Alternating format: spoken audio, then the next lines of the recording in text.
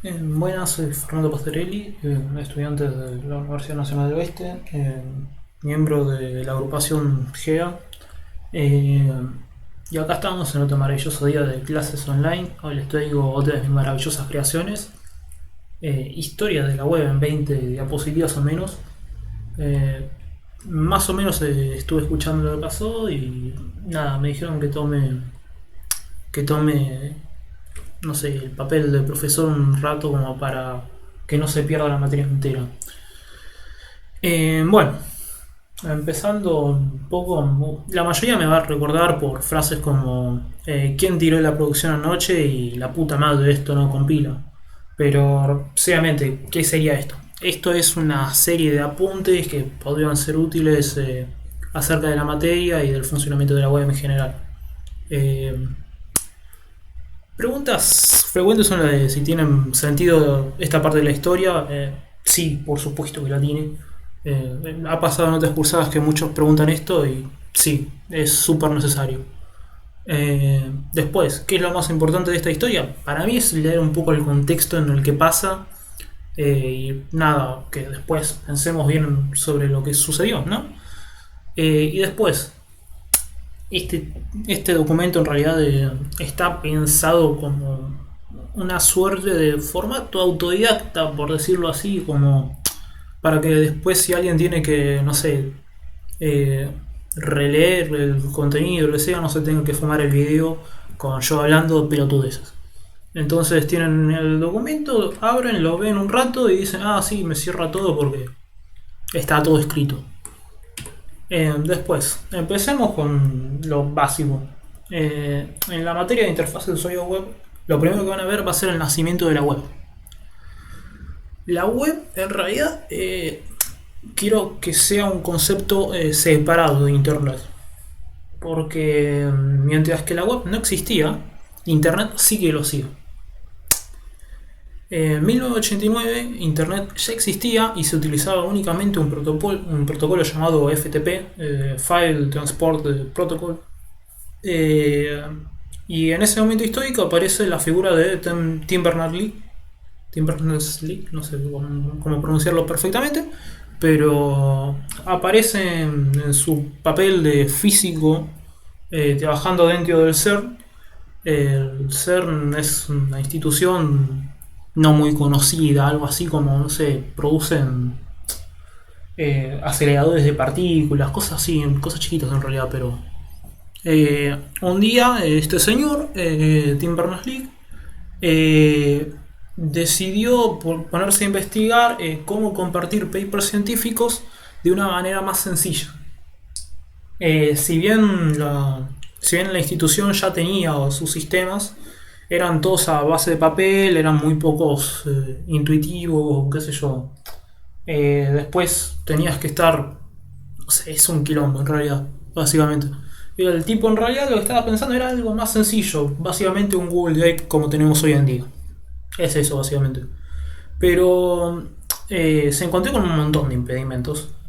Y para llegar a solucionar esos problemas, él no tuvo mejor idea que empezar una comunicación entre cliente y servidor.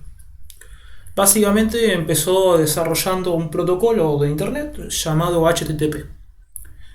Él fue el creador de este protocolo. 2 años más tarde se iba a concentrar en su proyecto creando la World Wide Web, que sería como el primer navegador que hubo en todo Internet.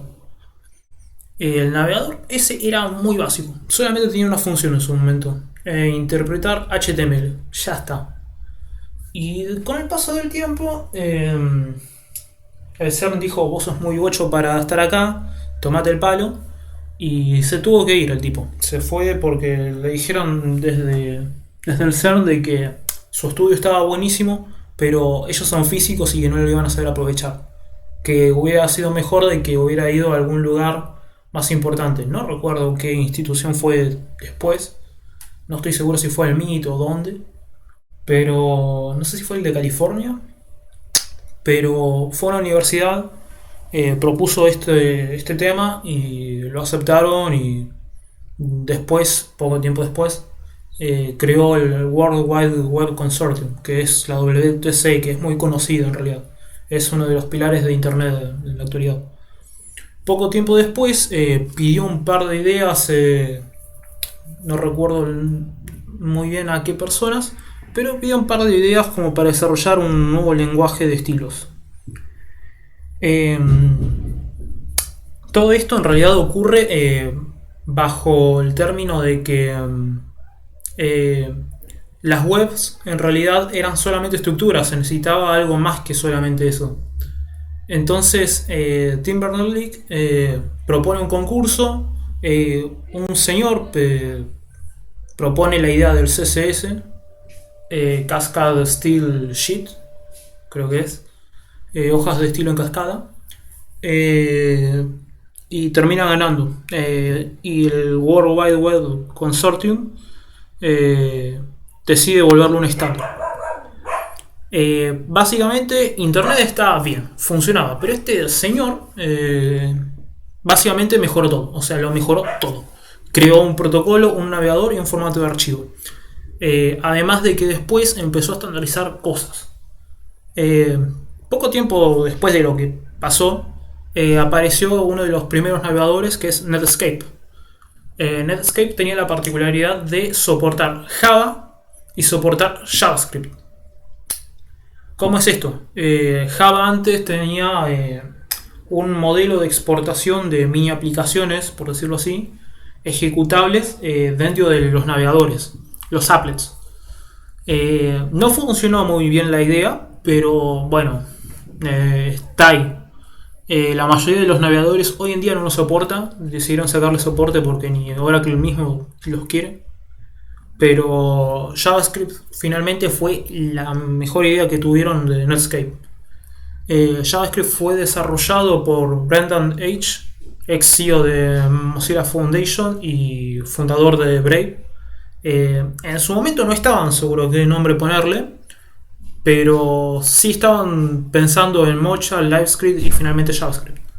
Mocha, por ejemplo, actualmente es un sistema de test de JavaScript justamente inspirado en esta historia. Durante este tiempo en realidad no recuerdo muy bien, pero creo que JavaScript también fue una petición de Sun Microsystem. Si no recuerdo mal, ellos habían pedido un lenguaje web que no sé, que pudieras hacer cosas. Y Brendan H. Fue uno de los que aceptó la petición y se puso a desarrollarlo en 10 días. Yo lo quiero destacar que fueron 10 días porque yo creo que nadie haría un lenguaje de programación entero con la implementación en un navegador real en solo 10 días. Nadie. Este tipo, la verdad, se pasó. Se superó bastante, creo yo. Esto de que un navegador empieza a soportar lenguajes de programación de verdad, Java y JavaScript, dio apertura a una guerra muy grande sobre tecnologías, muy muy grande. Estuvieron, no sé si 5 o 6 años sacando distintos lenguajes y cosas, más que nada Internet Explorer, creo, si no recuerdo mal, que tenía su propio lenguaje de programación, que era JSScript. Era distinto a JavaScript, pero también utilizaba un nombre similar por fama, pero en realidad eran totalmente distintos y eran incompatibles. Después de un tiempo de peleas y guerras y todo el tema, la WTC empieza a tomar mucho poder dentro de la web porque en sí hay muchas tecnologías distintas en ese momento y no había ningún estándar definido, simplemente era lo que más le parezca a los desarrolladores y habían todo tipo de webs raras, por decirlo así. Acerca de todo esto, el protocolo que al final terminó decidiéndose fue HTTP. Hubo un montón en realidad de tecnologías con distintos protocolos, distintos puertos y un montón de cosas, pero quien prevaleció fue HTTP, por ejemplo, que terminó siendo el estándar, antes no lo era. Y de la misma forma pasó JavaScript. Eh, Habían varios lenguajes que también intentaban sacar su punto a favor, por decirlo así, y decidirse estandarizar, pero no lo lograron y quedó JavaScript como el ganador de la W3C y lo estandarizó. Eh, Básicamente todos los navegadores hoy en día eh, aceptan JavaScript y HTML. Antes no era tan así. Antes algunos navegadores solamente aceptaban HTML, CSS y algunos pocos soportaban JavaScript. Fue uno de los motivos más grandes por el cual, por ejemplo, Firefox prevaleció ante bastantes navegadores o Internet Explorer prevaleció ante bastantes navegadores. En su momento había muchas discusiones de qué navegadores iban a soportar JavaScript u otros lenguajes. Eh, Básicamente, lo que la W3C tuvo que explicar fue cómo se iba a definir este estándar, cómo se iban a mostrar las páginas web. Debido a que todo el mundo tenía páginas web funcionando, pero no todas funcionaban bien o no todas se veían bien con todos los navegadores. Eh, y esto es porque no había una única forma de hacer las páginas web en su momento. Por lo que la WSTC tuvo que empezar a definir más estándares todavía, pero esta vez más de arquitectura, de cómo se iba a construir lo que hoy en día llamamos el DOM. El DOM es el Document Object Model y es la representación de todo, yo diría. El Document Object Model es la representación de la página en sí. Es decir, uno cuando está entrando en un sitio web, lo primero que se carga es el HTML, el CSS y el JavaScript. Pero eso tiene un orden de carga. Es decir, el HTML es lo primero que se hace. Es lo primero que se carga. Después de eso, una vez obtenida la respuesta, se renderiza. Renderizar sería como pintarlo, por decirlo así. Tienen que empezar a dibujar la estructura de la página. Y una vez que está dibujada, se carga el CSS. Una vez que se carga el CSS, se empiezan a pintar los bloques donde el CSS interfiere. Y una vez que está definido el CSS dentro del DOM, ahí es donde se empieza a aplicar el JavaScript. Ese sería el orden que se debería de seguir según la W3C. Hubo muchas páginas durante bastante tiempo que no respetaban esto y gracias a Dios dejó de pasar porque era bastante engorroso ver que había páginas que cargaban una parte y dejaban de cargar porque tenían el JavaScript antes que el CSS, por decirlo así, por dar un ejemplo, por ejemplo. Pero en realidad pasaba por un montón de lados. Las páginas eran mucho más lentas y aparte eran muy complicadas de indexar. Motores como los de Google, los de Yahoo y Bing, por ejemplo, tenían bastantes problemas con este tema porque todas las páginas tenían distintas formas de esquematizar la página. Lo cual no estaba bien y daba problemas a la hora de asignar un sistema de puntos. Porque algunas páginas iban a tardar el doble de encargar, pero por un simple hecho de que el JavaScript estaba arriba de todo en vez de abajo. Es decir, era lo primero que se cargaba en vez de lo último, por decirlo así. Estas series de cambios que fueron pasando a lo largo de la web 1.0 y eso de que más gente se interesara en la informática como tal y se diera cuenta de que tal vez era un cambio de paradigma el que había que empezar a hacer. Ya las cosas no eran como se pensaban antes y tuvimos la suerte de que durante la época de Business Computing empezó a haber una mayor masificación de las cosas. Antes solamente lo tenían las empresas, llegado al punto donde existe internet empieza a haber más gente interesadas en las computadoras. Se empiezan a producir las PCs de toda la vida y la gente empieza a consumirlas básicamente. Además de eso, la economía en sí se empieza a ver un poco más interesada en lo que está pasando. No, por supuesto todos, y la verdad llevó bastante tiempo hasta que la economía se sintió en Internet, pero fue un proceso largo y que la verdad fue constante. Mucha gente estuvo interesada en Internet a lo largo del tiempo. Hubo mucha gente que no estaba a favor del Internet también. No, un caso muy particular, por ejemplo, es el de Apple, que Apple detestaba Internet y ellos básicamente trataban de bloquear puertos y bloquear cosas todo el tiempo. No querían desarrollo de ciertos programas en sus Mac, porque no sé, son así de raros ellos.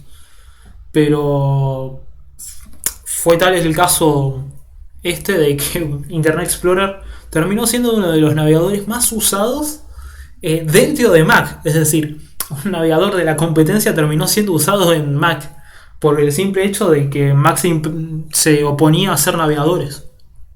Era muy raro, pero bueno, pasó. Eh, Tras pasar todo este tema de empresas interesadas en verlo como algo que va a estar siempre y que siempre va a tener gente detrás, eh, muchos comercios se vieron interesados y empezaron a hacer un montón de cosas. Y hoy en día algunos llegaron a triunfar, la verdad. No sabría explicar cuáles de todos, pero hay bastantes que al principio lo veían como algo raro e inútil, pero terminaron explotando en genialidades.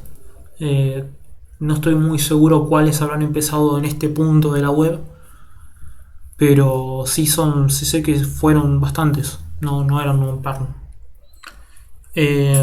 Tras establecer las bases de la web 1.0, la mayoría de las personas empezaron a pensar cómo podían obtener páginas dinámicas. El problema principal que se tenía en las páginas web 1.0, por decirlo así, no estoy seguro en qué versión de la web sería, era de que no tenían páginas dinámicas. Entonces tenías sitios estáticos para todo. Es decir, no importa qué hora del día entres, en qué momento entres, el contenido siempre va a ser el mismo. No importa nada. No iba a tener ni lógica la página. Era simplemente mostrar un dato, llamar a este número, panadería tanto, compren pan acá. Es eso. Era eso. No tenía más que nada de eso. Se usaba un poco para los papers científicos en su momento y alguna que otra cosa, pero no mucho más, no era muy exitoso que digamos en ese sentido. Al verse interesadas tantas personas en este tema, tantas empresas, las webs tuvieron que cambiar y empezaron a aparecer sistemas de web dinámicos. De esta forma, tendría que empezar a aparecer el modelo cliente-servidor 2.0, por decirlo así. Antes no existía un modelo cliente-servidor muy básico. En el cliente de servidor actual, bueno, en el 2.0, nace el concepto de las páginas web estáticas y dinámicas. Básicamente las dinámicas eran las que usaban lógica programática para generar HTML, mientras que las estáticas eran simplemente HTML, CSS y JavaScript, pero sin refinamiento, era simplemente mostrar contenido y ya. No era como que con el JavaScript se hacía algo. En ese momento el JavaScript era bastante básico, a decir verdad. Llevó un poco de tiempo hasta que se actualizó. Debido a todo lo anterior,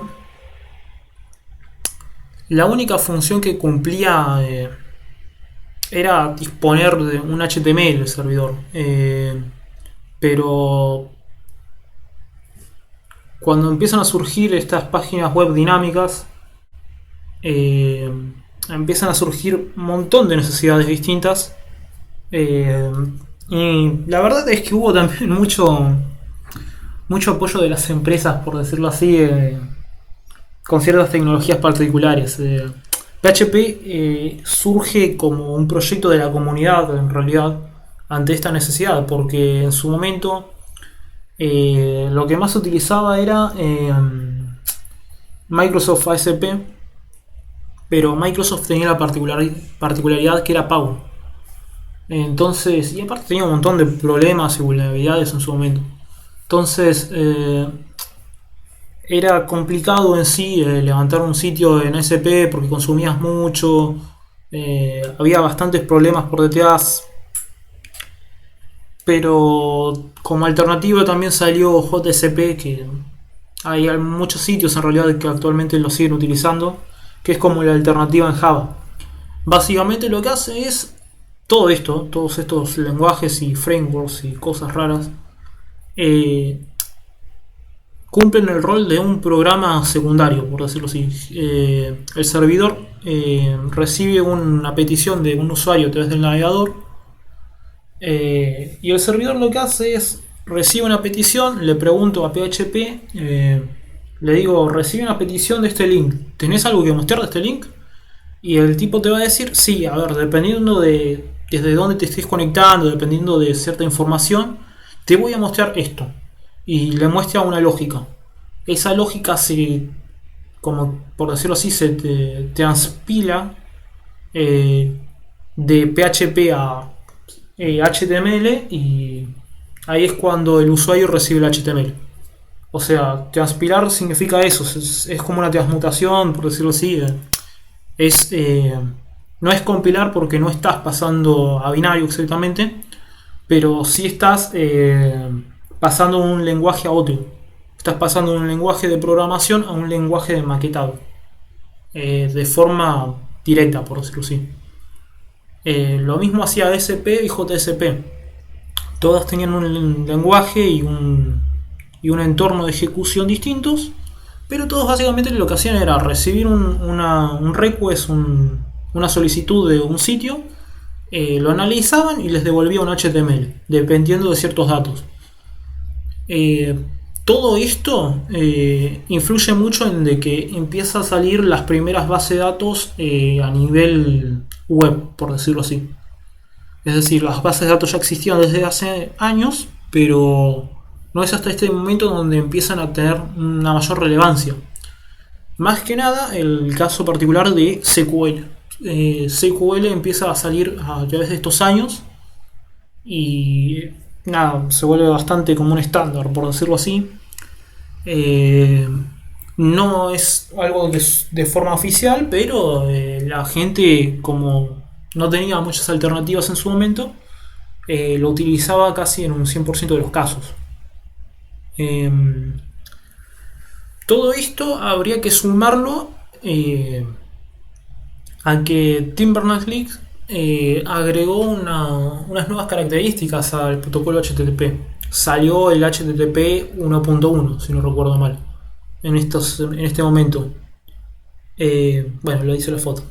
Pero básicamente lo que dice esta nueva actualización es que se añadieron sistemas, no recuerdo cómo se dice esto, pero son como cabezales del request. Esos cabezales van a tener como información adicional diciéndole con qué método querés obtener o enviar un request, básicamente. Entonces el servidor del otro lado lo que va a ser analizar el get, el post, el put, el delete, que son los métodos que te haría el HTTP, es decir, el request. Además de todo esto, una vez que enviaba el request, la respuesta iba a empezar a traer códigos de respuesta. Esto es útil para saber qué pasó del otro lado, más que nada cuando hay una lógica pero no hay nada que ver en realidad. Eso es, por ejemplo, cuando, no sé, le das a un servidor y le decís guardame el archivo. Hay muchos casos en donde no tiene por qué enviarte una vista, algo para ver. Entonces lo que hace es mandarte un código de respuesta.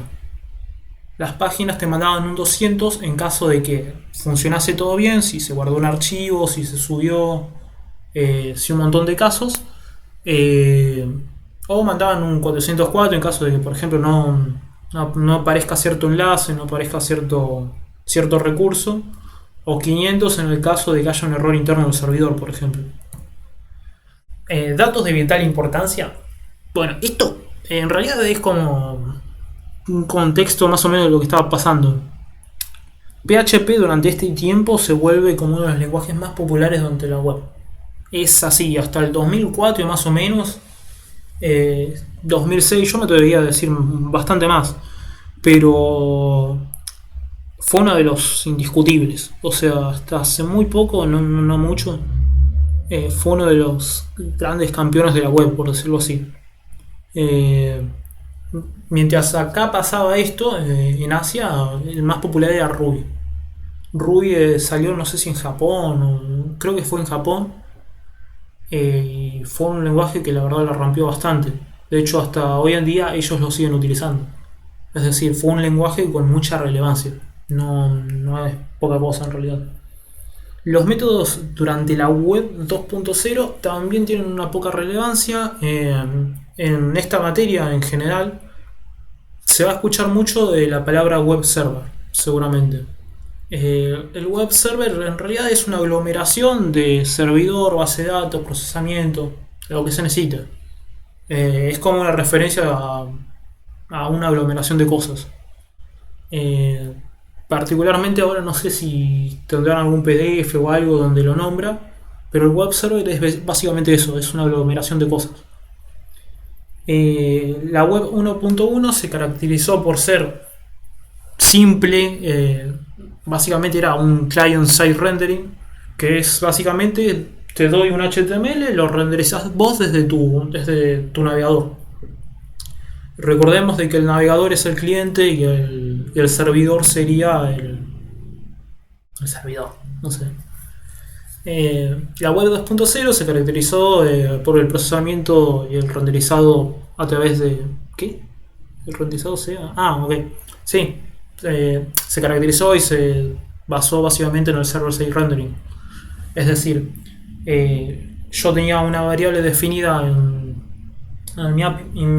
mi PHP, por ejemplo, y en el HTML que yo te quiero devolver, tengo como una simbología que representa de que yo tengo que reemplazar ese espacio por mi variable.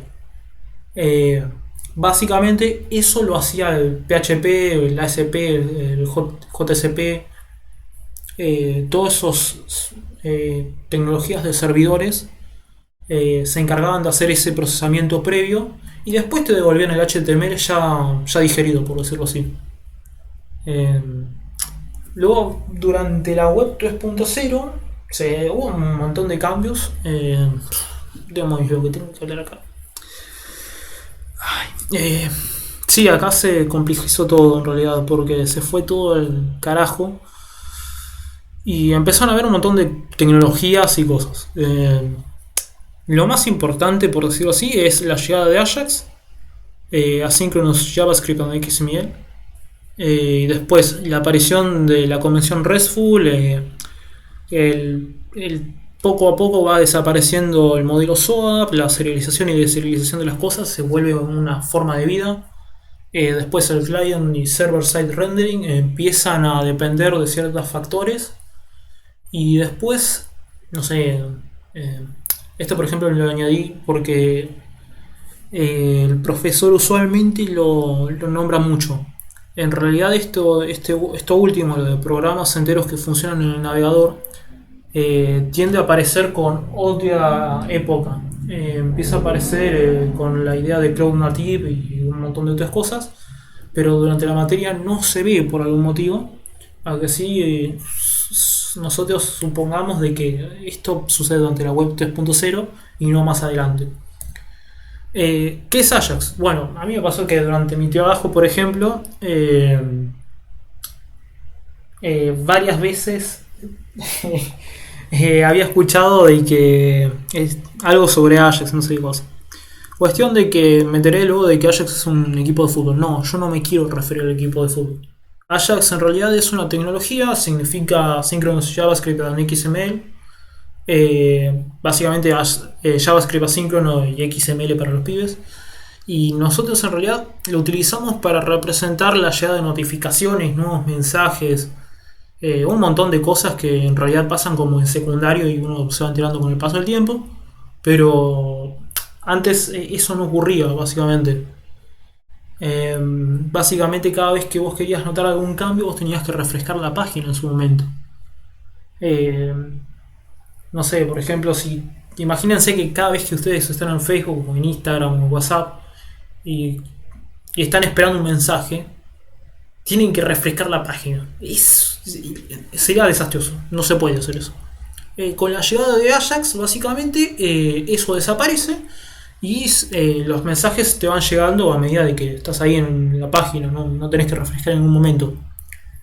Gmail fue básicamente uno de los primeros, fue el primero, creo, en, en implementar Ajax.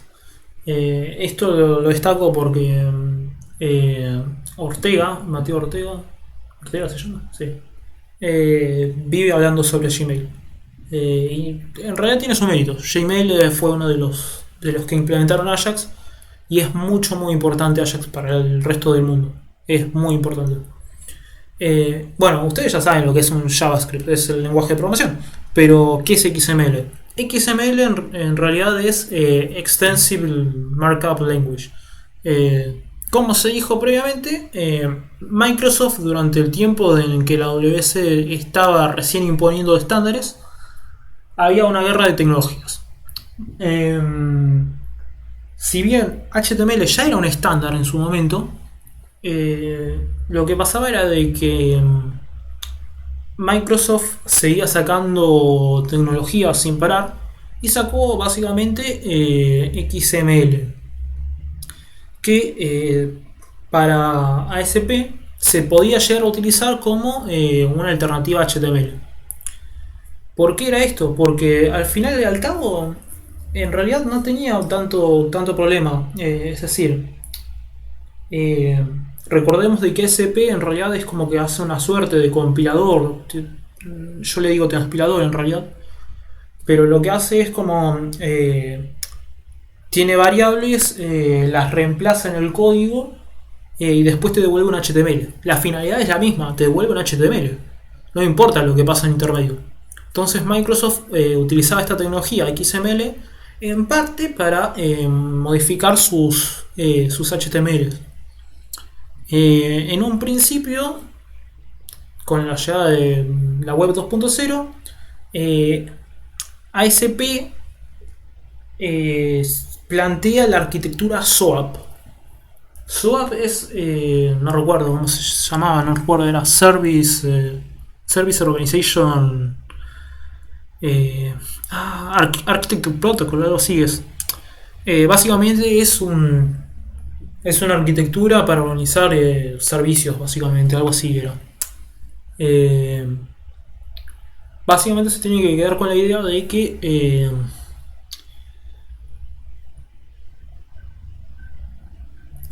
SOAP en realidad te permitía la comunicación entre dos servidores, por decirlo así. Dos servidores o más servidores o lo que sea. Y esto básicamente era importante porque vos podías enviar una información de un servidor a otro y utilizarle la información de ese servidor en otro servidor. ¿Cuál es la utilidad de verdad de esto? Que vos podías mandar información.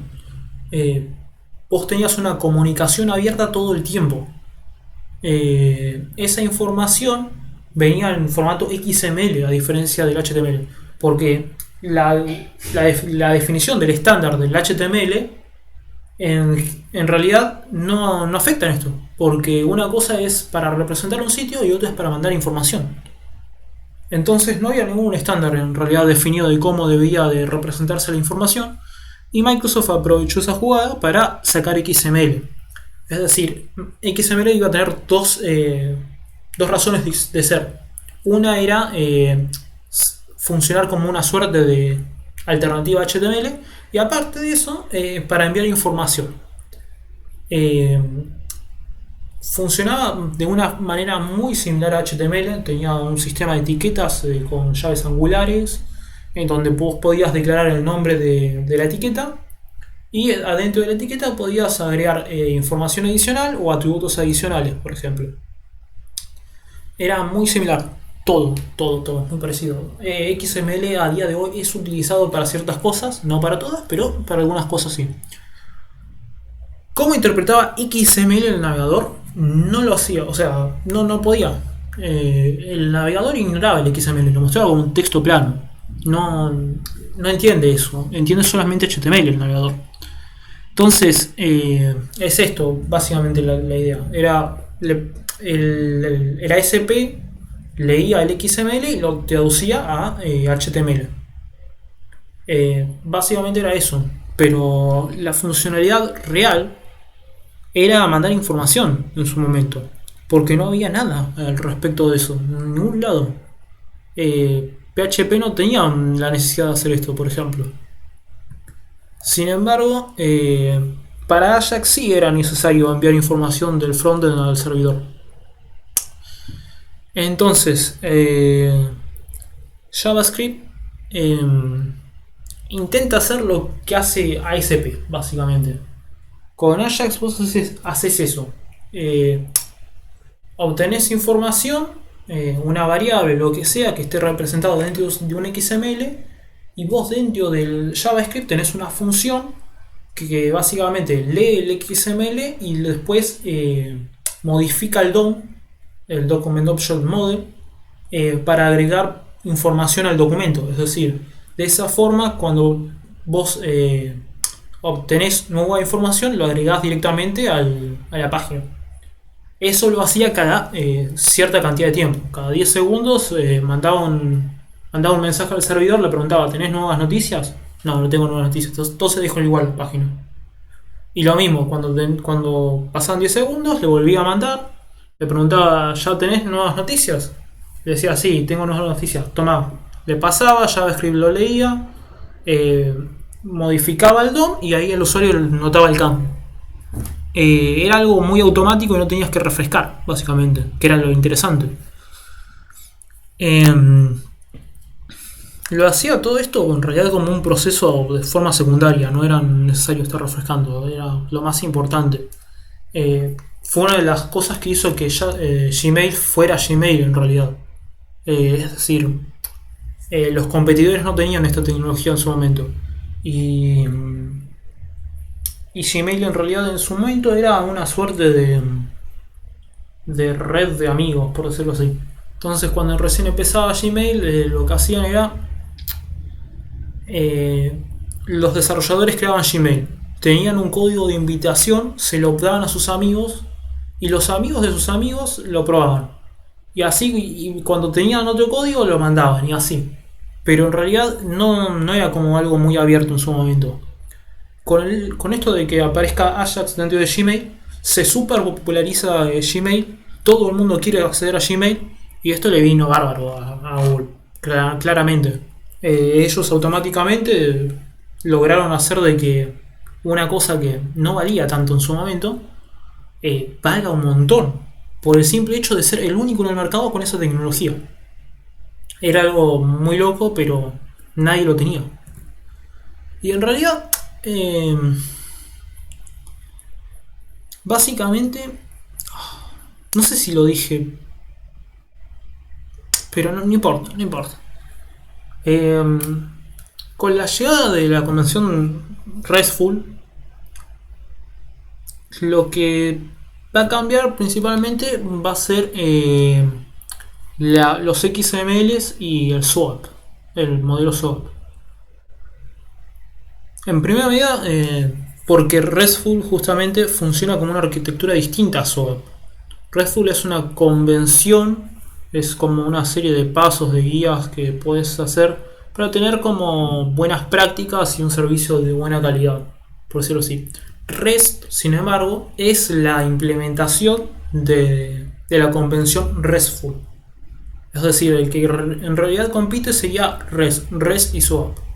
Pero vamos a decir que es RESTful por un simple hecho de que dentro de la convención puede haber un montón de variables.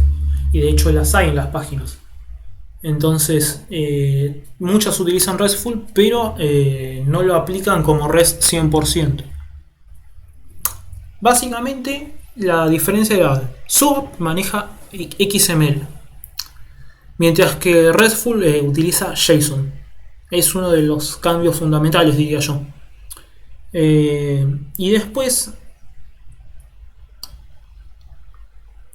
bueno, mejor hablo de esto porque lo tengo anotado acá, pero hay otro cambio más en realidad. Básicamente, lo más importante de esto es cómo se manejaban los XMLs y los JSON. Piensan de que el XML era prácticamente una cosa idéntica al HTML. El HTML ya de por sí podía pesar. El XML tenía un peso bastante similar al HTML. Entonces, en realidad, no convenía, por decirlo así. Porque el XML vos tenés que hacerlo pasar por una función de parseo. Es decir, vos tenés que convertir el XML después en un objeto de JavaScript para que después el JavaScript se encargue de agregarlo dentro del DOM. Era un proceso eso en realidad. Entonces, eso ya de por sí hacía de que el JavaScript sea más pesado, porque vas a necesitar una función que lo convierta en un objeto de JavaScript. Y aparte de eso, vos lo que vas a tener va a ser un tiempo de transferencia más largo, porque la página está cargando y el XML es más pesado.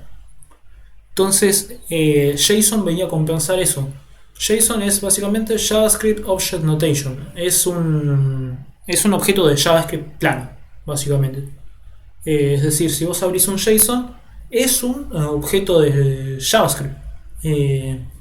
¿Por qué es esto? O sea, va a venir como en un formato de TXT con llaves y puntos y comas, pero es un objeto de JavaScript. Esto se le llama serialización. Cuando vos tenés un objeto de verdad y lo querés transformar a TXT, ese proceso se le llama serialización.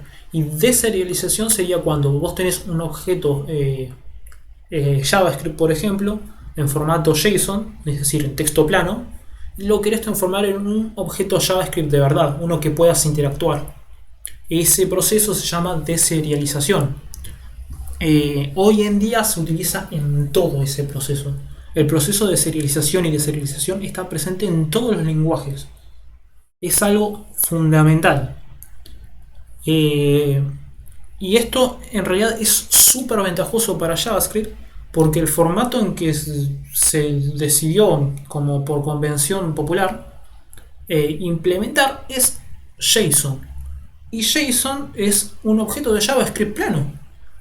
Es decir, al final el cabo es un objeto de JavaScript, porque JavaScript, si vos le pasás un JSON a JavaScript, lo que va a tener va a ser un objeto, porque recordemos de que no tiene por qué transformar los datos.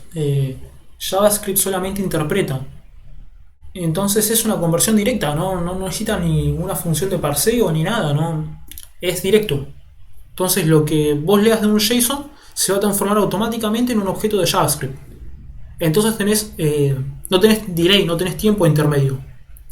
Recordemos que XML es un proceso bastante extenso porque tiene peso adicional el archivo y tienes que hacer una función que puede llevar tiempo implementar. En realidad es complicado. Otra de las ventajas que hubo con respecto a SOAP es la forma en que se manejan las rutas. Más que nada porque las rutas en SOAP pueden tener un montón de formas de representarse, pero un montón. Porque fíjense ustedes mismos cuando están con sus compañeros de clase o lo que sea y están programando la misma clase, el mismo trabajo práctico, lo que sea. Van a tener un método, o sea, el profesor les va a decir, implementen algo que pueda hacer que lea un archivo de la computadora y nada, y no sé, y haga un cálculo, qué sé yo. Cuestión de que ustedes por ahí le ponen leer archivo y lo separan en leer archivo y hacer el cálculo, pero por ahí lo ponen todo junto. como sus compañeros. Sus compañeros tal vez pusieron leer archivo y hacer cálculo. Todo junto es el nombre del método. O por ahí en vez de leer archivo es ver archivo, por ejemplo. En vez de ver archivo sería get archivo. Entonces tenés toda una convención ahí de nombres distintos que no podés manejar exactamente. RESTful se encarga de esto y dice, no, tratemos de usar los menos sustantivos y los menos verbos posibles, todo lo que sea texto y demás, olvidémoslo, y tratemos de utilizar lo que tenemos a mano. ¿Qué tenemos a mano? Los métodos HTTP, los que crearon al principio de la web 2.0. Claro, es un puntazo eso, porque en principio tenías 5 o 6 que eran option, get, post, delete, put, no recuerdo cuál otro más, y eran pocos al principio. Pero con la llegada de la web 3.0 hubo otra actualización después, y los métodos HTTP fueron más incluso. Entonces ya no necesitabas exactamente poner un verbo adelante para saber qué estabas haciendo cuando ibas a buscar un enlace. Es decir, vos cuando tenés estos... Es complicado definirlo porque si ustedes no tocaron web nunca, se lo van a tener que imaginar. Ustedes cuando están entrando en una página web, a Facebook por ejemplo, entran a Facebook y ustedes en el navegador ponen facebook.com. Entran a Facebook y lo que está pasando es que tu navegador está mandando a través de tu internet al servidor de Facebook una petición, una solicitud diciéndole quiero acceder a la página desde este enlace. Entonces el servidor de Facebook analiza el enlace y dice claro, estás accediendo a Facebook normal, al inicio. Entonces cuando el servidor lo que va a decir va a ser si vos estás entrando en realidad es como un switch, por decirlo así. Si estás entrando desde la página principal de Facebook, entonces yo voy a ejecutar un método dentro de mi clase y tal cosa, no sé, mi clase Facebook, qué sé yo, no sé, por decir algo así, va a ser obtener índice, ¿me entienden? Entonces ya deja de ser tanto berrinche por las URLs. Antes ustedes tenían los enlaces planos y ya sabían lo que hacía el método. Fíjense, obtener usuario. Obtener usuario básicamente es el nombre del método. Pero ahora ya no tienen eso. Es más seguridad incluso. Porque no saben qué está haciendo en realidad por detrás la página en ese sentido. Es decir, ustedes entran a página.com/usuario y no están sabiendo en realidad qué está haciendo la página por detrás. Ustedes saben que está ejecutando un método de una clase de un lenguaje de programación. Pero ustedes en realidad no saben lo que están haciendo. Saben el método que están utilizando, por ejemplo. Si se fijan, con el anterior, obtener usuario, ustedes saben el método y saben el método que está ejecutando dentro el servidor de Facebook, por decirlo así. En RESTful ustedes no tienen eso. Ustedes solamente tienen el método del request, pero no saben qué está pasando dentro de Facebook. Mientras tanto, Facebook está ejecutando un método que decidió el servidor. Pero en realidad eso es configuración. Es decir, una sola persona se encarga de decidir cuáles van a ser los enlaces. Es decir, usuario va a enlazar con el método, no sé, obtener usuario. Pero eso lo va a hacer en el fondo. Ustedes lo que van a ver siempre va a ser usuario /1 por poner un parámetro. Pero esas cosas en realidad son más sencillas. Y otro tema es de que SOAP, por ejemplo, siempre cuando tenías que mandar un parámetro o mandar información al servidor, lo mandabas a través del body. Ahora ya no es necesario mandarlo siempre a través del body. RESTful añade la idea de que puedas mandar parámetros a través del enlace. Y claro, le pones arriba el numerito, si es un solo dato lo que querés. Si vos querés obtener el usuario número 1, le pones arriba el usuario /1, es mucho más fácil. Porque el body de un request es peso adicional en realidad. ¿Me entienden? Entonces de esta forma ustedes simplifican mucho las cosas. Básicamente la idea de RESTful es utilizar las herramientas que ya venían definidas de antes, pero de una forma más inteligente. No sean tan boludas de tener distintas URLs. La gente cuando quiere entrar en la página no va a saber por qué nombre entrar a la página. Es básicamente eso lo que están proponiendo. Ya tienen definidos ciertos estándares, usemos esos estándares. Si ya estamos usando JavaScript para todo, ¿por qué vamos a hacer una función de parseo con XML? Es absurdo. Entonces, básicamente RESTful se encarga de aligerar la página. Por eso me gustó esta comparación con que SOAP es como, no sé, es un ladrillo eso. Y REST es una almohada. Justamente porque aligera mucho las cosas. Aparte, cuando se ponen a revisar todo esto, se dan cuenta de que SOAP en realidad es un clavo en el ataúd, porque después de mucho tiempo vos vas a tener un montón de XMLs leídos, vas a consumir un montón de información, y aparte de eso, ASP, por ejemplo, PHP y un montón de páginas, cada vez que entras en la página estás consumiendo un montón de información. Información que no es pesada, no es fácil de hacer, es bastante pesada en realidad. Entonces tenés que tener un servidor muy bueno para bancarse un montón de usuarios entrando al mismo tiempo. Con RESTful ya no es necesario porque la información en realidad la estás armando mucho a través de los parámetros del link, los estás mandando por ahí. Y otra cosa es de que, por ejemplo, el JSON ya tiene menos tamaño, tiene mucho menos tamaño de transferencia. Entonces, en definitiva, son boludeces.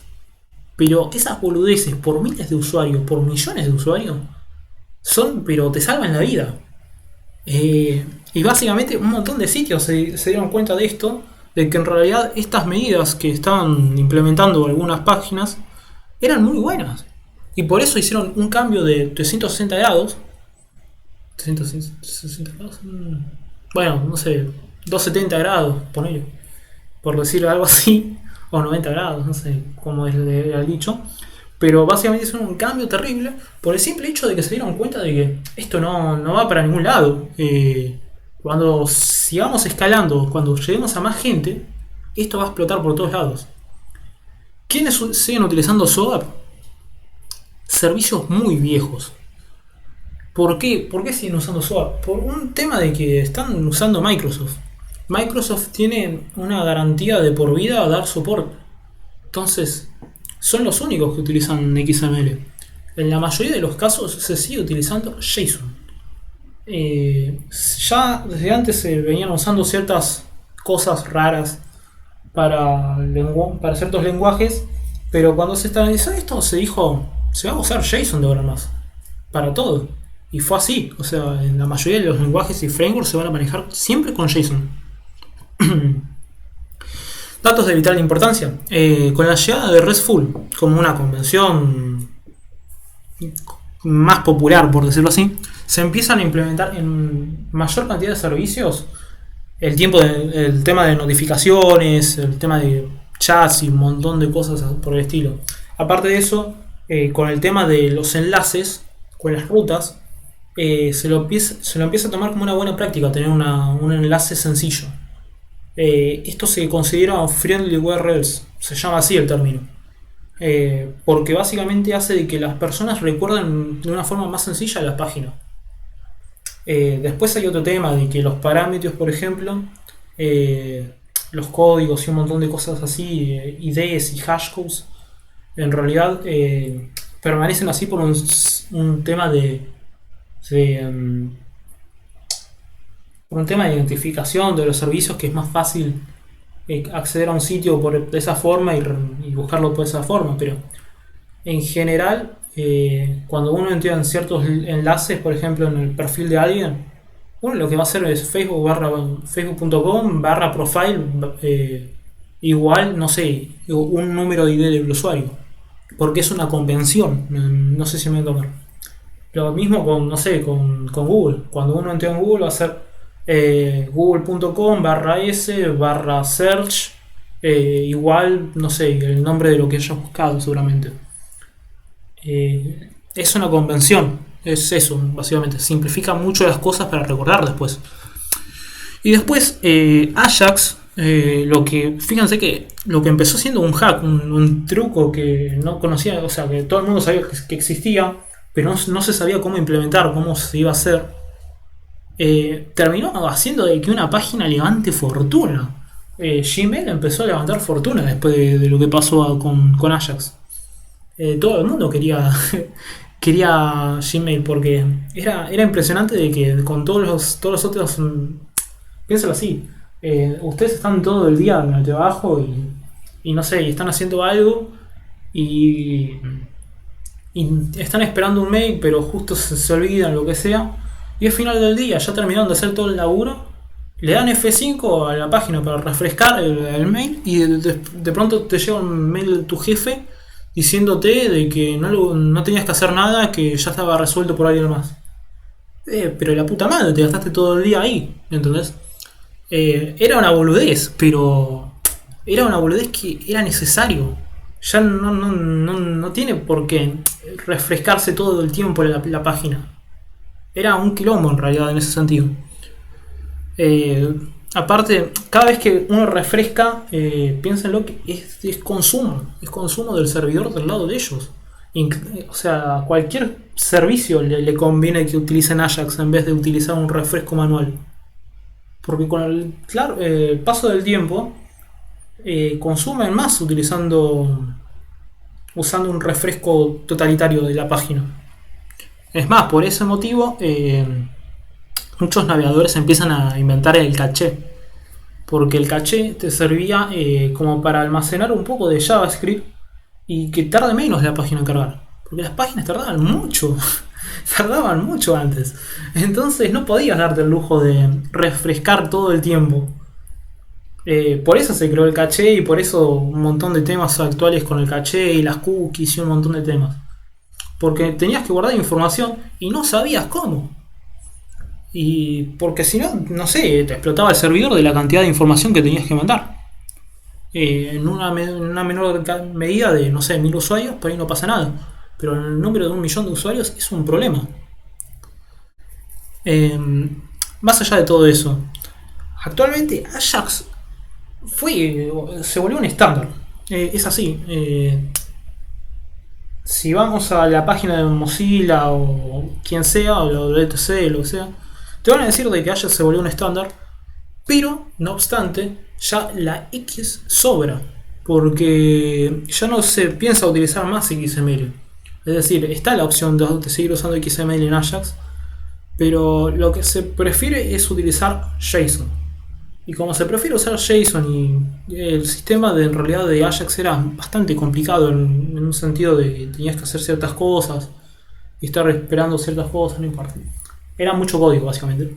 La WTC planteó con, no sé si era el ECMA, no recuerdo cómo era la fundación de ECMA, que son básicamente los que se encargan de revisar JavaScript cada tanto tiempo. Acordaron de que iban a simplificar las APIs que te permiten usar Ajax. Y lo hicieron. Ahora hacer Ajax es una cosa de, no sé, 3-4 líneas más o menos. Mientras que antes te podía llevar 18, 20, más. Y solamente para hacer un llamado, no sé si me entendés. Entonces se simplificó mucho. Ahora es muy normal de que todos los sitios tengan un sistema de Ajax o algo por el estilo. Y después XML no era una mala idea. Todo estaba bueno eso de que vos recibas información y puedas re-renderizar la página sin refrescar, por decirlo así. Pero cuando venías con SOAP en realidad era más costoso. La gente se dio cuenta de eso. No todo el mundo le convenció de que tengas que usar SOAP para esto. Y piénsenlo así, antes todos los servidores eran de Microsoft durante un montón de tiempo. Porque justamente lo que es SOAP principalmente era un servicio de Microsoft. Durante bastante tiempo fue eso. Mientras que veían de que gente que era nueva en el tema, que no era una empresa, usaban PHP. Un montón de páginas tipo Facebook, por ejemplo, usaban PHP y no tenían un servidor de Microsoft. Y veían de cómo se puede mantener esta gente. Yo tengo mil pedidos por día y la página se cae todo el tiempo. Y claro, pero porque justamente en Facebook utilizaban por ahí un sistema Linux, utilizaban PHP, no usaban XML ni ASP, entonces tenían un menor costo a la hora de ¿cómo se llama esto? Complejidad computacional. Era menos costoso todo. Fue ahí cuando la gente se dio vuelta y se dijo, che, esto por ahí no está tan bueno, Microsoft queremos que nos devuelvan la plata. No todo el mundo se pasó de Windows a Linux o dejaban de utilizar las tecnologías de Microsoft, pero sí bastantes. No todos, porque claramente Microsoft sigue siendo un monstruo y necesita gente, ¿no? Pero no se hubieran dejado tan fácilmente, pero igualmente hubo un proceso de cambio ahí que dijeron, esto tal vez no está tan bueno porque fíjense de que hay gente que escala mejor que nosotros, tiene mejores números y sin embargo tienen mejores sistemas. ¿Cómo es posible? Llegado a este punto de todo, de cambio de la web, no sé, 80 veces, llega a o sea, esto ya igual es como un bonus, supongo, pero supongo que, si no recuerdo mal, estaba incluido en la materia. Yo tendría que haber cambiado la letra de eso. No importa. Cuestión de que en este punto empiezan a aparecer 80.000 tecnologías, muchas arquitecturas, hay, no sé, 500 formas de hacer una misma página. La gente que, no sé, que se encarga de hacer metalúrgicas, por decir algo, o no sé, o que se encarga de hacer, no sé, otras cosas, no tienen un departamento de computación. Ya de por sí, hoy en día es complicado conseguir desarrolladores, programadores. En ese tiempo era mucho peor, muchísimo peor. Entonces, no tenían la plata suficiente como para pagarles, ni para que, no sé, para que estén ahí clavados 20 horas al día desarrollando sitios web. No había forma. Entonces, ahí fue cuando empezó el boom de las consultoras. Las consultoras empezaron a aparecer, ya existían desde antes, pero ahora más que nunca, por un tema de que todo el mundo necesitaba páginas web, todo el mundo necesitaba aplicaciones de celular. Como que se activó la web de una forma terrible y la economía cambió todo su rumbo a la web. Se abrieron miles de oportunidades con internet. Justo en esta etapa, desde el 2008 hasta no sé hasta qué año, pero yo creo que todavía hay un montón de cosas nuevas que van saliendo. Hasta hace muy poco siguen saliendo cosas. Y la verdad es que es sorprendente ver cómo la apertura que tienen con solamente saber aplicar bien estas tecnologías web. Las consultoras ganan un montón de plata en base a este sistema, que es muy boludo, pero la gente no sabe aplicar. Estos son básicamente los modelos económicos que se volvieron populares en los últimos años. Un sistema on-premise, un sistema IaaS, PaaS y SaaS. ¿Qué es esto? Básicamente son las responsabilidades de un sitio web. Es decir, los rojitos serían lo que las otras personas manejarían y los celestitos sería lo que vos manejarías si sos una empresa. Es decir, en un SaaS, es decir, un Software as a Service, vos cuando contratás a una empresa, vos no te encargas de nada. Todo se va a encargar la otra empresa. Es decir, de que la aplicación funcione, de que funcione bien la información, la base de datos, el runtime, que no sé, las conexiones con Facebook, Google, todo eso, el sistema operativo, la virtualización, los servidores, el almacenaje, la red, todo se va a manejar la empresa que contrates. Eso sería un software as a service. Lo mismo sería con el PaaS. Cambiaría que vos seas dueño de la aplicación y de la información. Es decir, en un PaaS, en un Platform as a Service, vos te encargás básicamente de manejar la aplicación y la información. En una Infrastructure as a Service, vos te encargás básicamente de tu aplicación, de la información, del runtime, del middleware, todo eso. Pero lo que es el hardware, la chapa de verdad, lo pone una empresa. Es decir, un servicio, algún lado. Y después tenés un on-premise, que es cuando tenés todo en tu empresa. Es decir, el servidor, tenés las conexiones a internet, toda la aplicación está en tu empresa. Muchas empresas empezaron a surgir como un software as a service. Parece chiste, parece joda, pero no lo es. Una de las empresas que destacó por esto fue Netflix. Netflix es una de las grandes que arrancó como un software as a service. Es decir, ellos no tenían nada, boludo. Pero nada. Ellos simplemente lo que hacían era un sistema de que vendían, ¿cómo se llamaban esto? No eran Blu-rays, eran los cassettes de HDS. No recuerdo. No recuerdo cómo se llama. Pero ellos se encargaban de vender videocassettes, básicamente. Era eso. Y era una empresa online. O sea, empezó como una boludez. Y es terrible porque ellos sin manejar absolutamente nada, ni la aplicación, no manejaban el código, no manejaban la información, no manejaban absolutamente nada, ellos empezaron a ganar un montón de guita. Pero un montón, es absurdo la plata que ganaban con esto. Y es más, fundieron empresas ellos, por el simple hecho de que ellos lo hacían mejor. Por más de que ellos no sabían cómo funcionaba la aplicación. Como ellos sabían a quién contratar, les fue bien. Es decir, ellos igualmente después con el paso del tiempo se dieron cuenta de que mi plataforma es una mierda. Hicieron un cambio pero terrible. O sea, hicieron una fuerza impresionante, sacaron la billetera, pusieron una plata impresionante y cambiaron todo. Y lo hicieron para bien. Para mí es un súper para bien porque cambiaron de todo. Antes creo que también era un tipo de SOAP distinto. Tenían una arquitectura SOAP si no recuerdo mal y tenían no sé qué más. Creo que también era un JSP si no recuerdo mal. Es decir, un Java Server Page, algo así sería. No estoy seguro cómo era el nombre. Pero estaban sobre Java si no recuerdo mal. Y funcionaba súper mal eso. Funcionaba muy mal. Y hicieron un montón de fuerza, sacaron un montón de plata, contrataron un montón de gente y dijeron, este software funcionó muy bien durante un montón de tiempo, pero ahora que somos millonarios, podemos hacerlo mejor. Y lo hicieron mejor y ahora les va incluso mejor que antes.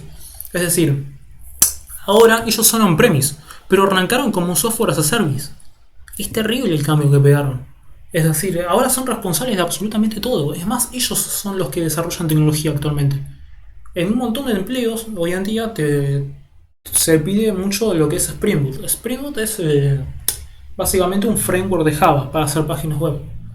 Mucha tecnología de Spring Boot fue desarrollada por Netflix justamente cuando hicieron el cambiazo. Entonces cambiaron un montón de cosas, les fue muy bien, pero arrancaron como un software as a service. Es decir, contrataron a alguien para hacer la página. Es terrible. Es una historia que la verdad impresiona y da mucha esperanza a mucha gente. Porque actualmente hay un montón de empresas llamadas startup que son empresas que recién arrancan, o sea, están en bolas mal, tienen un poco de plata y empiezan a desarrollar, empiezan a programar, lo que sea. Pero en realidad no tienen como súper definido el producto. No obstante, no sé, tienen pensado triunfar de alguna forma mágica. Netflix triunfó de una forma mágica, es decir, ellos no habían pensado absolutamente nada, solamente dijeron, che, hagamos una página para enviarle películas a la gente. Y ya está. Y funcionó, y fue esa comodidad lo que les hizo ganar. Lo mismo yo creo que con un montón de empresas. Mercado Libre, por ejemplo, es uno de esos casos que yo la verdad me sorprendo también, porque ellos arrancaron como una página en PHP, si no recuerdo mal. Cambiaron las cosas a JCP, hicieron un montón de cambios, un montón de tiempo, ahora son una multinacional, tienen un montón de plata, la verdad no sé cómo hicieron.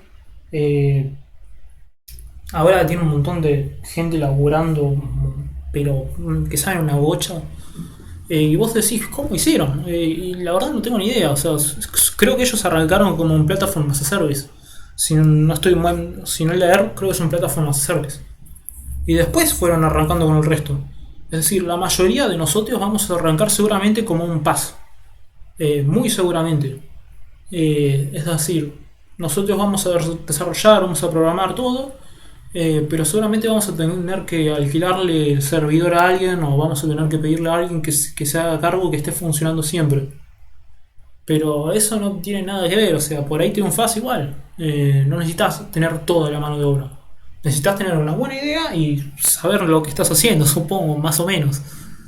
Es decir, por ejemplo, el caso de Netflix en su momento funcionaba, pero porque no había mucha competencia, a decir verdad. Era bastante malo el internet en su momento y ellos tenían buenos profesionales para su momento. En la actualidad no eran tan buenos, pero en su momento era buena la idea. Y después de esto, o sea, después de todas estas historias raras que estoy contando, eh, en general hay un montón de servicios y empresas. Toda la web se fue tirando un poco a servicios, ahora hay un montón de cosas.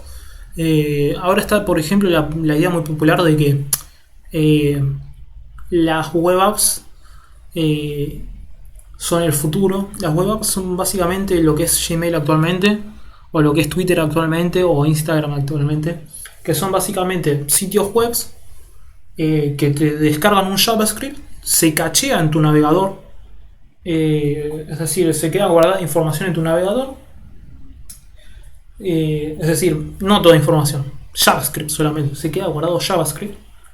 Y vos después ya tenés que refrescar más la página porque entras en internet a la página y sigue funcionando la página. Es increíble, pero vos entras sin internet, desconectás el internet, entras a Twitter y sigue funcionando. ¿Por qué? Porque básicamente tenés el JavaScript dentro de tu computadora y vos lo único que haces con ese JavaScript es con Ajax estar preguntándole a la base de datos de Twitter si tenés nuevos tweets. Es eso. Pero el sitio funciona sin internet, básicamente. Eso es un web app. Funciona en cualquier lado. Es decir, yo dentro del celular apago el internet, apago los datos, lo que sea, y funciona. Es decir, no voy a tener noticias, pero funciona la plataforma. No me va a salir un error de, no sé, error 500, no hubo acceso a internet, qué sé yo. Eso no va a pasar nunca. Y otro tema es de que, por ejemplo, las páginas sean responsive. Antes las páginas no necesitaban tampoco mucho diseño porque todo el mundo accedía desde computadoras. Pero ahora todo el mundo entra desde, no sé, tenés la computadora, tenés muchos tamaños de pantalla distintos. O sea, tenés, por ejemplo, computadoras con televisores directamente. Están conectados a televisores. Pantallas 4K, tablets, notebooks, netbooks, celulares, smartwatch. Tenés 80.000 plataformas distintas, todos con distintos tamaños. Puedes entrar desde tu heladera si quieres.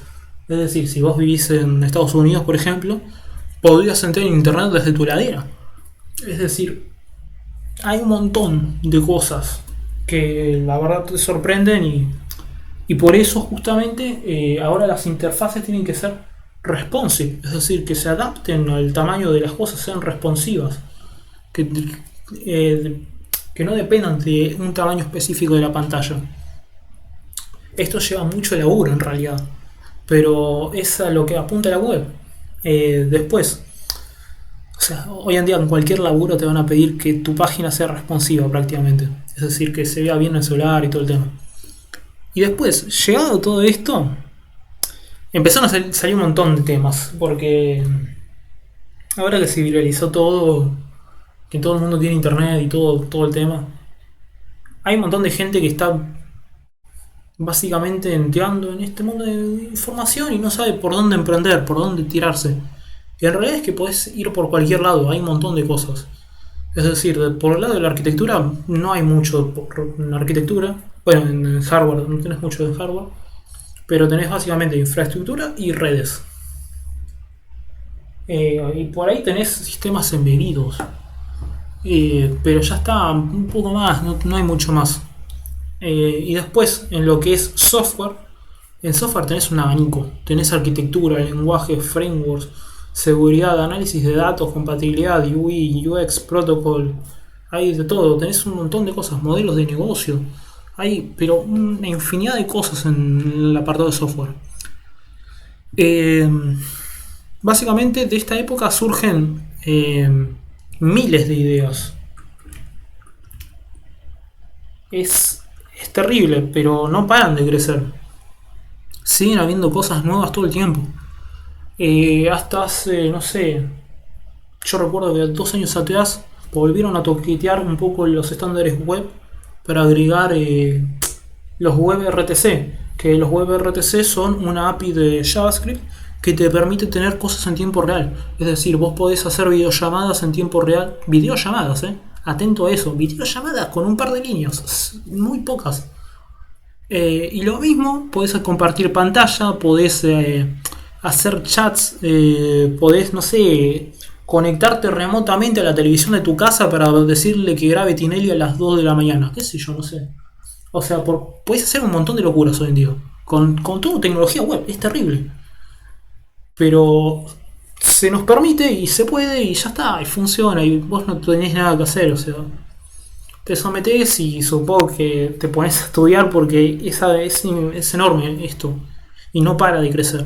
Todo el tiempo está creciendo.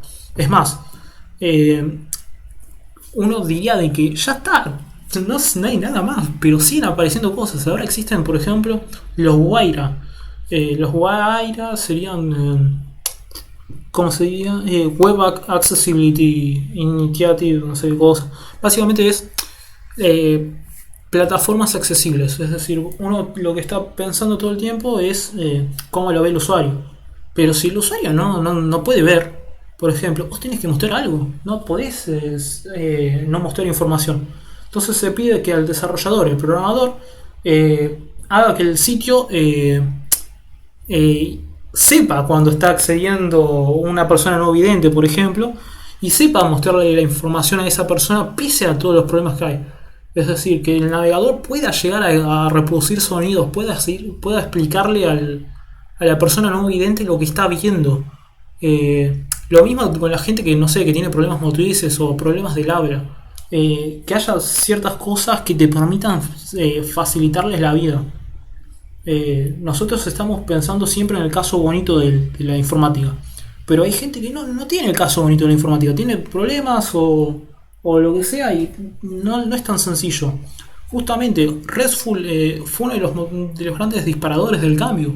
Porque antes uno apuntaba que cada vez las páginas sean más pesadas y haya más información y más cosas. Mientras que RESTful lo que estaba diciendo era, che, las páginas son muy pesadas y la gente que se está metiendo ahora en el mundo, gente del tercer mundo como es en Argentina por ejemplo, que recién están teniendo conexión a internet, no tienen la misma velocidad de internet que tenemos nosotros. Las páginas cargan muy lento, cargan con muchos problemas, en zonas rurales no se puede acceder directamente a internet. Entonces, justamente, todo este movimiento es para que la gente se integre más, para que esté más comunicada, no es un tema de que simplemente nosotros queremos hacer todo bonito y que funcione bien. Va un poco también por el lado ese de la humanidad. A ver, yo puedo acceder y las otras personas no. Es decir, yo por ejemplo en una página web la descargo en 2 segundos, pero posiblemente una gente que está en África del Sur, qué sé yo, la parte más lejana a la conexión de internet posible, por más que, no sé, tenga un celular o tenga una computadora, va a tardar mucho tiempo, pero jurado, segurísimo. Va a tardar muchísimo tiempo en descargar esa misma página y poder verla. Por un montón de temas, porque por ahí la computadora no es tan potente, por el internet que es malo, por lo que sea. Entonces, justamente nosotros tenemos que apuntar a hacer páginas más sencillas, mejores, más accesibles, por decirlo así.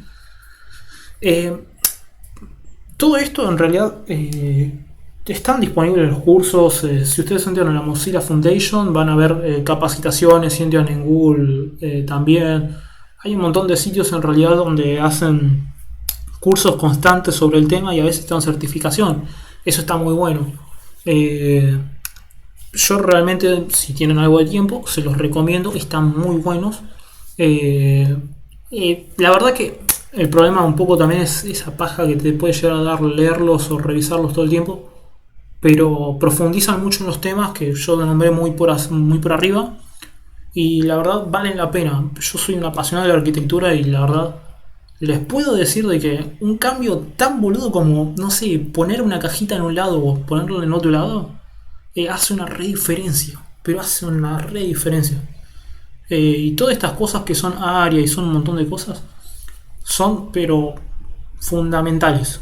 Es más, son tan fundamentales que hoy en día un montón de motores de búsqueda, por ejemplo Google, si vos no tenés un texto alternativo para las imágenes, un texto que se pueda leer a través de un lector de personas no videntes, les baja puntos y no les deja acceder al sitio. Es decir, Google no quiere reproducir esta idea. Por ejemplo, Google quiere un sitio web conectado con todo el mundo. Entonces, basado en un sistema de puntos que tienen ellos, que revisan cuánto tarda en cargar la página, cuánto puede llevar, por ejemplo, no sé, representarse la página, o cuánto puede llevar, por ejemplo, leerse, si hay algún problema de lectura o lo que sea. Todo eso Google lo está analizando constantemente. Y a base de eso ellos bajan o suben puntaje. Entonces, por recomendación, estaría muy bueno de que todo el mundo aplicase estas técnicas que te simplifican, no sé, el acceso al resto del mundo. Por más de que no sepan de arquitectura, por más de que no sepan un montón de cosas, esto puede servir una banda para ayudar a la gente. Más allá de eso, para que tengan una idea de qué tanto puede llegar a cambiar la web, todo el tiempo, absolutamente todo el tiempo, el año pasado se creó un nuevo estándar web. A decir lo que yo les estoy contando, seguramente ya es obsoleto. No quiero decirles que va a ser inútil un montón de cosas, pero justamente la historia no está escrita todavía. Y hay un montón de cosas que se ven constantemente y se revisan, y si uno, no sé, propone alguna idea, seguramente se acepte y seguramente se escuche y se revise y así. Fíjense de que es muy loco porque antes, durante casi 20 años, más de 20 años, se siguió usando siempre el mismo sistema. Se utilizó HTML, CSS y JavaScript, mientras que en la actualidad existe WebAssembly. WebAssembly es básicamente una forma, un nuevo lenguaje de programación que básicamente sirve como una herramienta. Permite hacer aplicaciones más performantes, por decirlo así, que funcionen mejor. ¿Por qué? Porque JavaScript en sí es bastante lento según la mayoría. Entonces, lo que se proponía para aplicaciones performantes era usar un lenguaje de bajo nivel en la web, algo que no había pasado nunca.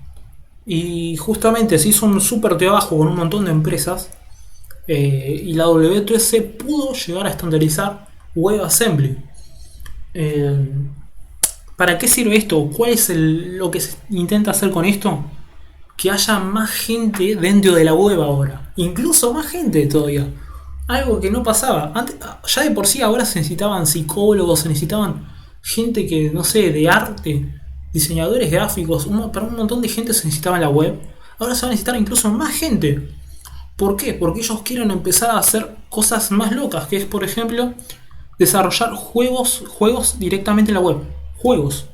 Llevar juegos, abrir el navegador y, no sé, y tener, por ejemplo, funcionando League of Legends, por ejemplo, uno de los juegos más populares, esté en el navegador. Y no dependa de un sistema operativo, sino que dependa solamente de tu conexión a internet y el navegador. Y ya está. Por ejemplo. O por ejemplo, no sé, un juego como The Witcher 3. ¿Por qué? Porque WebAssembly, a diferencia de la mayoría de cosas que hay en la web actualmente, tienen acceso directamente a placa de video. Y eso es muy loco, y con eso se pueden hacer un montón de cosas. Se pueden hacer inteligencia artificial y análisis de datos, por ejemplo. Es decir, ahora vas a poder tener inteligencia artificial aplicada en la web. Esto es, pero un dinamitante. Esto seguramente ahora tal vez no, pero dentro de 5 años tal vez explote. Porque es súper importante. Súper importante. Y esto es tan importante que ahora gente que yo no veía nunca en el campo empezaron a tener relevancia nuevamente. Gente que es súper antiguada, que se quedó aprendiendo el lenguaje bajo nivel toda su vida, por fin pueden ser útiles. Antes quedaron obsoletos y quedaron simplemente relegados a hacer sistemas operativos o electrónica o sistemas embebidos. Y ahora no, ahora pueden participar activamente de la web. gente que solamente programaba en C, C++, Rust, ahora ya puede acceder a otras cosas. Gente que sabe Go, por ejemplo, puede empezar a hacer cosas en web. Y esto va a ser muy interesante porque un montón de programas súper pesados van a pasar a la web, seguramente. Programas como, no sé, como Photoshop, por decir así. O, por ejemplo, no sé, qué sé yo. Eh, de hecho, sería muy loco porque en teoría podrías portear un sistema operativo entero si quieres a la web. Es muy loco. Un sistema operativo entero, sin virtualización, entrar directamente desde ahí. Sería súper loco, pero sería posible. Lo que sí no sería posible, por ejemplo, sería usar Java para WebAssembly. Es decir, Java, uno de los problemas que tiene es que tiene una máquina virtual y tiene el garbage collector. Es decir, WebAssembly está pensado para cosas ágiles. WebAssembly Java en general y C Sharp, que son lenguajes complicados, la van a tener difícil. C Sharp, yo sé que Microsoft está poniendo mucha plata para que se empiece a hacer cosas con eso. Ellos quieren C Sharp.net en la web, pero como WebAssembly ahora lo quieren. Y están haciendo mucha fuerza con los ingenieros, un montón de cosas para poder hacer esto. Con Java es casi imposible, va a necesitar mucho laburo también. Porque vos necesitas una máquina virtual de Java corriendo y eso representa un tamaño. Y lo mismo con ¿cómo se llama esto? Con el Garbage Collector. El Garbage Collector y la Virtual Machine de Java son súper pesados. Y es solamente para poder ejecutar el código. Entonces eso va a impedir mucho también el crecimiento de Java en WebAssembly. A menos de que Oracle empiece a meter plata, no creo que avance mucho. C Sharp, sin embargo, está avanzando un poco porque se desacopló de un par de cosas. C Sharp ya no depende de un montón de temas. Entonces ahora tal vez salga adelante. El proyecto de Microsoft se llama Blazor, si no recuerdo mal. Es muy interesante. Pero bueno, no tengo mucho más que hablar. O sea, básicamente todos estos temas son particularmente conocidos. Hay un montón de información al respecto. Van a ser, o sea, si siguen buscando, van a seguir ampliando un montón de cosas. Hay un montón de datos sobre web. Eh, por ejemplo, se podría decir todos los navegadores que pasaron durante la historia, cuáles son los cambios, qué pasó con Flash. Yo en ningún momento nombré Flash, por ejemplo. Y Flash es una de las cosas que más dinamismo le dieron a la web durante un montón de tiempo. Entonces, se puede ampliar un montón, se puede ampliar infinito, pero no entraría tanto en relevancia a la materia. Yo creo que hasta por ejemplo, hasta esta diapositiva, yo creo que entraría en la materia. Esta tal vez ya no, porque yo lo que quiero intentar hacer es de que ustedes, por su voluntad, se pongan a buscar temas. Porque esto está en continuo desarrollo y no sé, por ahí el profesor, como ahora hay un nuevo estándar web, que es un nuevo lenguaje de programación, por ahí cambió el temario y dijo de que, no sé, de que iba a agregar un nuevo lenguaje. No lo sé. O sea, es un temario que habrá pensado el profesor, pero no lo compartió nunca. Puede llegar a pasar.